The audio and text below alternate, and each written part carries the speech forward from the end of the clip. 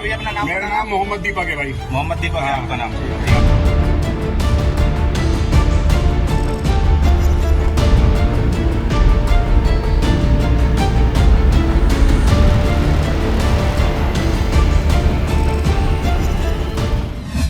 ನಮಸ್ಕಾರ.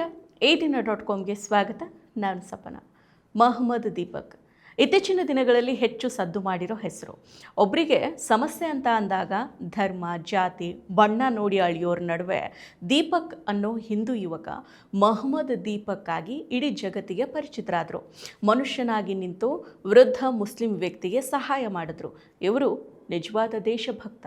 ಹೌದು, ದೀಪಕ್ ಮತ್ತು ವಕೀಲ್ ಅಹಮದ್ ಇಬ್ಬರು ಮೊದಲ ಬಾರಿಗೆ ಮುಖಾಮುಖಿಯಾದಾಗ ಇಡೀ ಜಗತ್ತಿಗೆ ಸಂದೇಶವನ್ನು ಸಾರಿದ್ದಾರೆ. ಅನ್ಯಾಯದ ವಿರುದ್ಧ ಹೋರಾಟ, ಎಲ್ಲರೂ ಒಂದೇ ಅನ್ನೋ ನಿಲುವು, ಸಂವಿಧಾನದ ಆಶಯವನ್ನು ಎತ್ತಿ ಹಿಡಿದಿರೋ ಘಟನೆಯಾಗಿದೆ.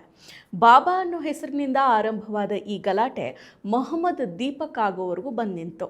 ಕಷ್ಟದಲ್ಲಿರೋ ವೃದ್ಧನಿಗೆ ದನಿಯಾಗಿ ಕಿಡಿಗೇಡಿ ಬಜರಂಗ್ ದಳ ಕಾರ್ಯಕರ್ತರನ್ನು ಎದುರಿಸಿ ನಿಂತಿದ್ದಾರೆ. ಜನವರಿ 26ರಂದು ಪಾರ್ಕಿನ್ಸನ್ ಕಾಯಿಲೆಯಿಂದ ಬಳಲ್ತಾ ಇರೋ 70 ವರ್ಷದ ಮುಸ್ಲಿಂ ವೃದ್ಧ ಅಂಗಡಿ ಮಾಲೀಕರಿಗೆ ಬಜರಂಗ್ ದಳದ ಕಾರ್ಯಕರ್ತರ ಗುಂಪು ಕಿರುಕುಳವನ್ನು ನೀಡ್ತಾ ಇತ್ತು. ಬಾಬಾ ಎನ್ನುವ ಹೆಸರನ್ನ ಅಂಗಡಿಗೆ ಯಾಕೆ ಇಡಲಾಗಿದೆ ಅನ್ನೋದು ಈ ಜಗಳದ ಉದ್ದೇಶ. ಬಾಬಾ ಅನ್ನೋ ಹೆಸರನ್ನ ಕೈ ಬಿಡಲೇಬೇಕು ಅನ್ನೋ ಪಟ್ಟನ್ನು ಹಿಡಿದಿದ್ರು.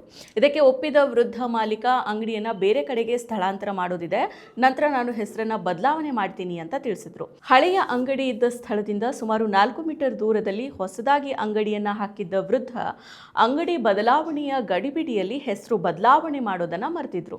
ಈ ವೇಳೆ ಅಂಗಡಿಯ ಬಳಿ ಬಂದ ಬಜರಂಗ್ ದಳದ ಕಾರ್ಯಕರ್ತರು ಹೆಸರು ಬದಲಾವಣೆ ಮಾಡದಿದ್ದಕ್ಕೆ ಗಲಾಟೆಯನ್ನು ಶುರು ಮಾಡಿದ್ದಾರೆ. ವೃದ್ಧನ ಮೇಲೆ ಮುಗಿಬಿದ್ದಿದ್ದಾರೆ. ಈ ವೇಳೆ ಆಪತ್ ಬಾಂಧವನಂತೆ ಸ್ಥಳಕ್ಕೆ ಬಂದ ಜಿಮ್ ಟ್ರೈನರ್, ಜಿಮ್ ಮಾಲೀಕ ದೀಪಕ್ ಕುಮಾರ್ ಬಜರಂಗ್ ದಳ ಕಾರ್ಯಕರ್ತರನ್ನ ಎದುರಿಸಿ ನಿಂತಿದ್ದಾರೆ. ಈ ಘಟನೆಗೆ ಸಂಬಂಧಿಸಿದಂತೆ ಪೊಲೀಸರು ಇಲ್ಲಿವರೆಗೂ 3 FIRಗಳನ್ನು ದಾಖಲು ಮಾಡಿದ್ದಾರೆ. ಕಿರುಕುಳಕ್ಕೆ ಒಳಗಾದ ಅಂಗಡಿಯವ ವಕೀಲ್ ಅಹಮದ್ ಅವರ ದೂರಿನ ಮೇರೆಗೆ 1 ದೂರನ್ನು ದಾಖಲು ಮಾಡಲಾಗಿದೆ. ಮತ್ತೊಂದು ಕೊಟ್ವಾರದ ನಿವಾಸಿಯೊಬ್ಬರು ದೀಪಕ್ ಮತ್ತು ಅವರ ಸ್ನೇಹಿತ ವಿಜಯ್ ರಾವತ್ ವಿರುದ್ಧ ದೂರನ್ನು ನೀಡಿದ್ದಾರೆ. ಇನ್ನು ಮತ್ತೊಂದು ಗಲಾಟೆ ನಡೆಸಿದ ಬಜರಂಗ್ ದಳದ ಅಪರಿಚಿತ ವ್ಯಕ್ತಿಗಳ ವಿರುದ್ಧ ದೂರನ್ನು ನೀಡಲಾಗಿದೆ.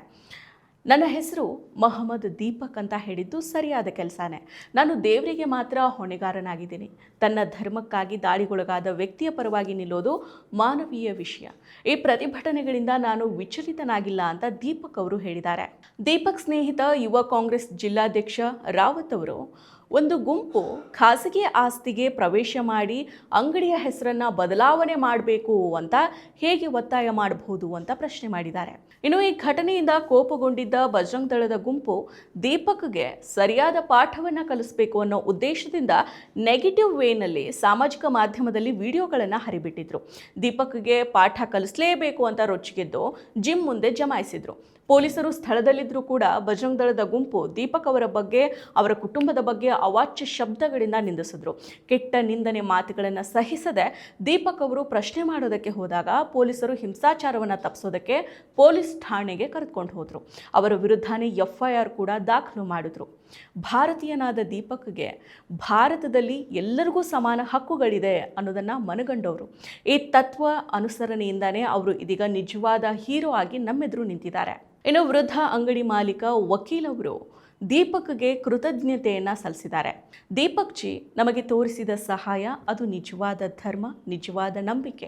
ಅವರನ್ನು ನೋಡಿದಾಗ ನನಗೆ ಸಮಾಧಾನ ಆಯಿತು. ಯಾಕಂದರೆ ಅಷ್ಟು ದೊಡ್ಡ ಜನಸಂದಣಿಯಲ್ಲಿ ಯಾರೂ ಕೂಡ ಮಾತಾಡಲಿಲ್ಲ. ದೀಪಕ್ ಭಾಯ್ ಮಾತ್ರ ಮುಂದೆ ಬಂದರು. ಅವರು ನನ್ನನ್ನು ಕಾಯ್ತಾ ಇದ್ರು. ಬಹುಶಃ ನನ್ನನ್ನು ಅವರು ತಂದೆ ಅಂತ ಪರಿಗಣಿಸಿ ಪರಿಸ್ಥಿತಿ ಏನೇ ಇರಲಿ ಅಂತ ಅವರು ಮುಂದೆ ಬಂದರು ಅಂತ ಹೇಳಿದ್ದಾರೆ. ಧರ್ಮ, ಹೆಸರು, ಗುರುತುಗಳ ನಡುವೆ ಮನುಷ್ಯತ್ವ ಮರೆತು ಹೋಗ್ತಾ ಇರೋ ಈ ಕಾಲದಲ್ಲಿ ದೀಪಕ್ ಅನ್ನೋ ಯುವಕ ಮೊದಲು ಮನುಷ್ಯ ಅನ್ನೋ ಸಂವಿಧಾನಾತ್ಮಕ ಮೌಲ್ಯವನ್ನು ಜೀವಂತವಾಗಿ ತೋರಿಸಿದ್ದಾರೆ. ಅನ್ಯಾಯದ ಮುಂದೆ ಮೌನನೇ ಸಾಮಾನ್ಯವಾಗಿರೋ ಈ ಸಂದರ್ಭದಲ್ಲಿ ಒಬ್ಬ ವೃದ್ಧನಿಗೆ ದನಿಯಾಗಿ ನಿಂತ ಧೈರ್ಯನೇ ಅವರನ್ನು ನಿಜವಾದ ಹೀರೋ ಆಗಿ ಮಾಡಿದೆ. ದೇಶಭಕ್ತಿ ಘೋಷಣೆಯಲ್ಲಿ ಅಲ್ಲ, ಕೃತ್ಯದಲ್ಲಿ ಇದೆ. ಧರ್ಮದ ರಕ್ಷಣೆ ಅಲ್ಲ, ಮನುಷ್ಯನ ರಕ್ಷಣೆಯಲ್ಲೇ ನಿಜವಾದ ಧರ್ಮ ಇದೆ. ದೀಪಕ್ ಮತ್ತು ವಕೀಲ್ ಅಹಮದ್ ಅವರ ಭೇಟಿ ವಿಭಜನೆಯ ರಾಜಕಾರಣಕ್ಕೆ ಸವಾಲನ್ನು ಹಾಕಿ ಸಹಬಾಳ್ವೆ ಮತ್ತು ಸಹಾನುಭೂತಿಯ ದಾರಿನೇ ಭಾರತಕ್ಕೆ ಸರಿಯಾದ ದಾರಿ ಅಂತ ಮತ್ತೆ ಸಾಬೀತುಪಡಿಸಿದೆ.